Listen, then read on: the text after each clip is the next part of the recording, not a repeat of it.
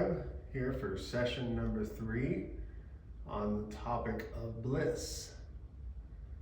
So we've had 2 previous sessions where we talked about bliss from various perspectives. So we want to take a quick second to look back at those before we move forward.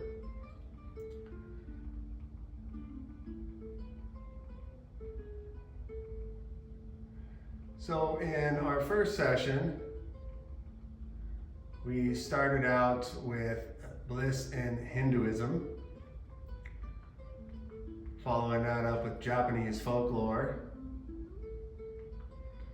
and then the ideas of Socrates. And as always, on the slides here, put all 3 together to see if there's some commonalities in those from each session, and then compare those over the various sessions. In session 2, we then moved into the power of myth and the works of Joseph Campbell. The hero's journey is how he's most often known in literary circles. Joseph Campbell created that concept and also coined the term essentially follow your bliss, which moved us on to an expanded definition by Deepak Chopra, and then some Buddhist thoughts on bliss. So then we had 3 more that we could add in to our grouping to make the roll of 6 here.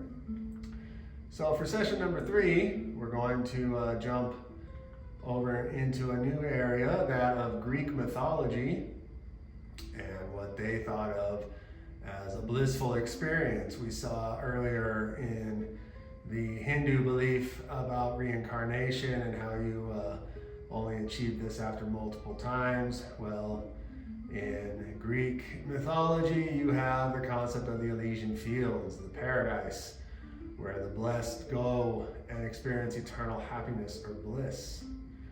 They can get there by completing deeds, doing proper things, being heroic and virtuous. Very similar to Norse mythology and the concept of Valhalla, but the Elysian Fields and the Greek beliefs underwent other evolutions later that changed, and the whole concept became a little bit more exclusive.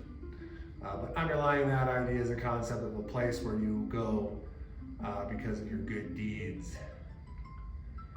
And then next we have Taoism,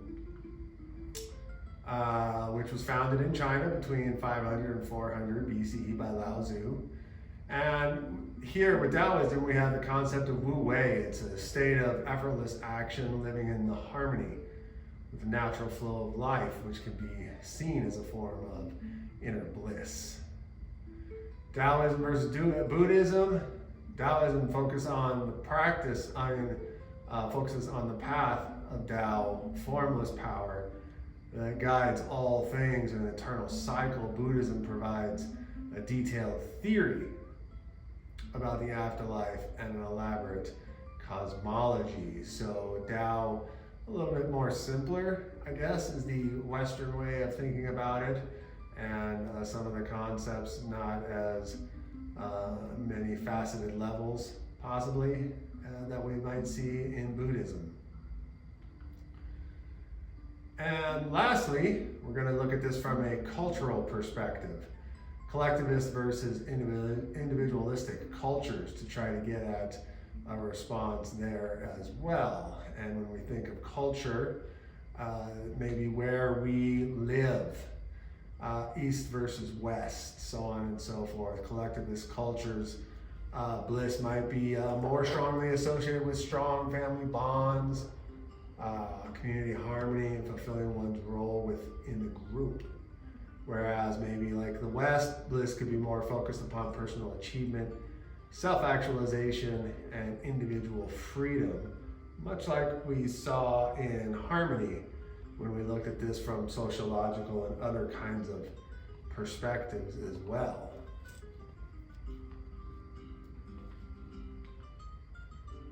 So culture, Elysian Fields, and Taoism, giving us those new thoughts, those new ideas, those new concepts.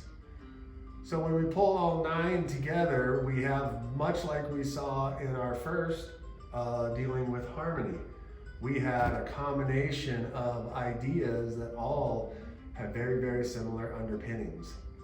And that's one of the most important things that we are trying to come across with here as we're talking about these concepts, how we all relate to each other, the good things we do for each other, and where we can go from there.